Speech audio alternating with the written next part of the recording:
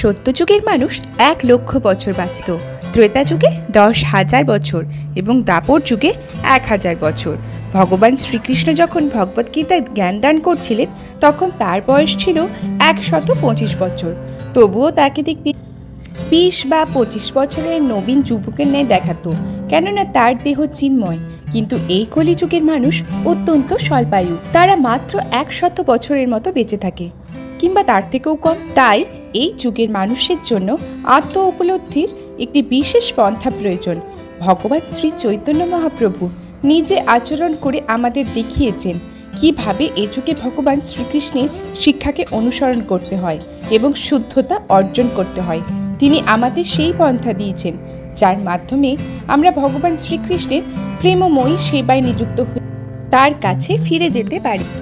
এতদিনে তো আমরা বুঝেই গেছি ভগবান শ্রীকৃষ্ণ এবং চৈতন্য মহাপ্রভু অভিন্ন। আজ আমরা মহাপ্রকাশ লীলা সম্পর্কে আলোচনা করব। আমাদের চ্যানেলের প্রত্যেকটি দর্শককে আমার অনেক অনেক ভালোবাসা, এবং যারা এখনো পর্যন্ত চ্যানেলটিকে সাবস্ক্রাইব করেনি তাদের কাছে অনুরোধ চ্যানেলটিকে সাবস্ক্রাইব করে নেবেন।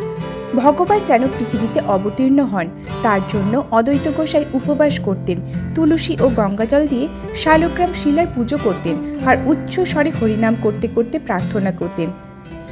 তার 6 পুত্র ছিল, 3 জন ভক্ত আর 3 জন স্মার্ত ব্রাহ্মণ। কারো সন্তান যে ভক্ত হবে তার কোনো কিন্তু নিশ্চয়তা নেই।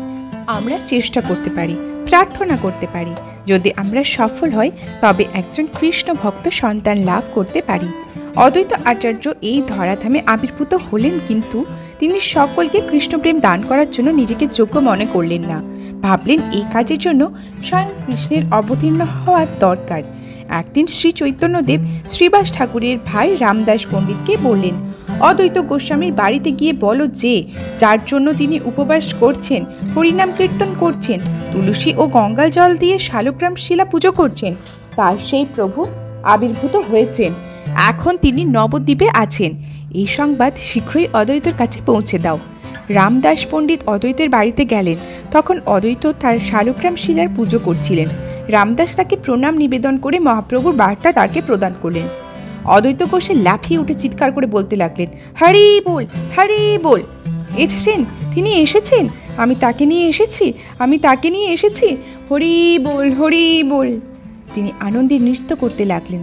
কিন্তু হঠাৎ তিনি খুব গম্ভীর হয়ে বললেন, না, অনেকেই জানে যে আমি ভগবানের আবির্ভাবের জন্য উপবাস করছিলাম। আমি কি করে বিশ্বাস করব যে তিনি আমার আরাধ্য প্রভু? এর প্রমাণ কি? তাকে গিয়ে বলো যে আমি যাচ্ছি না, আমি গ্রামের মধ্যে লুকিয়ে থাকবো। যদি তিনি সত্যি আমার প্রভু হন তাহলে তিনি আমাকে ডাকবেন, তখন আমি আসবো, তাকে প্রণাম করব, তিনি তার চরণ পদ্মোদয় আমার মস্তকে স্থাপন করবেন এবং আমি তার রূপ দর্শন করব। তখন নিঃসন্দেহে তাকে আমি পরমেশ্বর ভগবান রূপে গ্রহণ করব। তখন তিনি দেখলেন যে তার স্ত্রী সীতা ঠাকুরানী আরতির থালা সাজিয়ে নিয়ে দাঁড়িয়ে আছেন। তিনি জিজ্ঞাসা করলেন, হে কি, তুমি কি করছো? সীতা দেবী বললেন, যদি তিনি ভগবান হন তবে তাকে পুজো করার জন্য আমাদের সব কিছু প্রস্তুত করে রাখা উচিত। তারপর দুজনে গিয়ে ঘরে নিজেদের আত্মগোপন করলেন। রামদাস শ্রী চৈতন্যদেবের কাছে গেলেন, কিন্তু তাকে বললেন না যে অদ্বৈত আসছেন না। সেই সময় মহাপ্রভু কৃষ্ণভাবে ছিলেন, তিনি সব কিছু জানতেন। তাই রামদাস কিছু বলার আগে তিনি বললেন, নারা, নারা বের হয়ে এসো, আমি জানি তুমি লুকিয়ে আছো।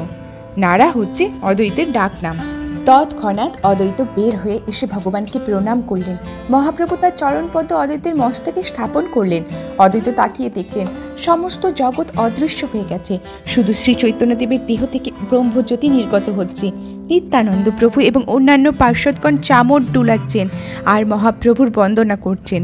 অদ্বৈত এসব দেখে উপলব্ধি করলেন, এই তো আমার আরাধ্য, এই তো আমার প্রভু, হরি বল, আমি তাকে নিয়ে এসেছি, হরি বল, হরি বল, হরি বল। তারপর তিনি সীতা দেবীকে ডাকলেন এবং তার কাছ থেকে আরতি থালাটা নিয়ে মহাপ্রভুর আরতি আরম্ভ করলেন।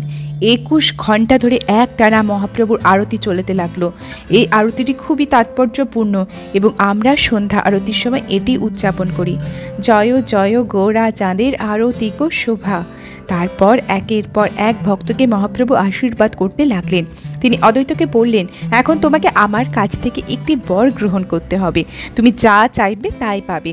অদ্বৈত উত্তর দিলেন, না না না না, তুমি এসেছো, এটাই যথেষ্ট, এতেই আমার সব ইচ্ছা পূরণ হয়ে গেছে। মহাপ্রভু বললেন, না, তোমাকে একটি বর নিতেই হবে। বলো তুমি কি চাও? অদ্বৈত উত্তর দিলেন, না না না, তুমি ইতিমধ্যেই চলে এসেছো, সেটাই যথেষ্ট। মহাপ্রভুও ছাড়লেন না, না না, একটা কিছু চাইতেই হবে। শেষ পর্যন্ত অদ্বৈত সম্মত হলেন। ঠিক আছে, তোমার কাছে থেকে যদি কোনো উত্তর নিতেই হয় তাহলে আমার মনোবাঞ্ছা শোনো।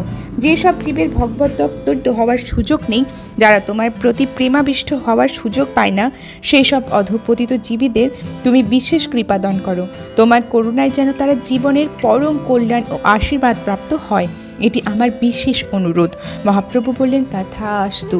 তখন অদ্বৈত ঠাকুর বললেন, না না, এখানেই শেষ নয়, আমি আরও কিছু চাই।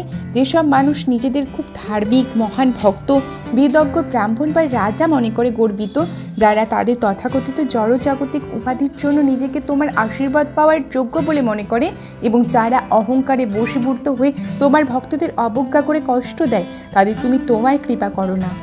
এই সমস্ত উদ্ধতচারী লোক তোমার করুণা থেকে যেন বঞ্চিত হোক। মহাপ্রভু তাতেও সম্মত হলেন। তখন শ্রী চৈতন্যদেব বহু ভক্তের সম্মুখে তার স্বরূপ প্রদর্শন করলেন। অন্য সময় তিনি নিজেকে একজন বৈষ্ণব, একজন ভক্তরূপে পরিচয় দিতেন, আর আসল পরিচয় লুকিয়ে রাখতেন। সাধারণত অদ্বৈত আচার্যকে তিনি খুব সম্মান করতেন, কারণ তার গুরুদেবের গুরুদেব অদ্বৈতকে দীক্ষা দিয়েছিলেন। কিন্তু অদ্বৈত সবসময় ভাবতেন যে মহাপ্রভুই বড়, তিনি হচ্ছেন পরম পুরুষোত্তম ভগবান, তার আমরা শুধুই এক অংশের অংশ। আসলে সবসময় অদ্বৈত মহাপ্রভুর কাছ থেকে সম্মান পেতেন। তাই এক সময় শুধু মহাপ্রভুর ভৎসনা পাওয়ার জন্য তিনি পতঞ্জলি যোগশাস্ত্রের মায়াবাদী ভাষ্য বর্ণনা করতে লাগলেন। যখন তিনি এভাবে মায়াবাদ প্রচার করতে শুরু করতে লাগলেন, তখন মহাপ্রভু তার কাছে একটি লাঠি নিয়ে এসে বললেন, এসব অর্থহীন কথা বলা এক্ষুনি বন্ধ করো। এইভাবে মহাপ্রভুর শাসন পেয়ে অদ্বৈত আচার্য অপ্রাকৃত আনন্দ অনুভব করলেন। মহাপ্রকাশ লীলায় মহাপ্রভু মুরারিগুপ্তকে দেখালেন যে পূর্বে তিনি হনুমান ছিলেন।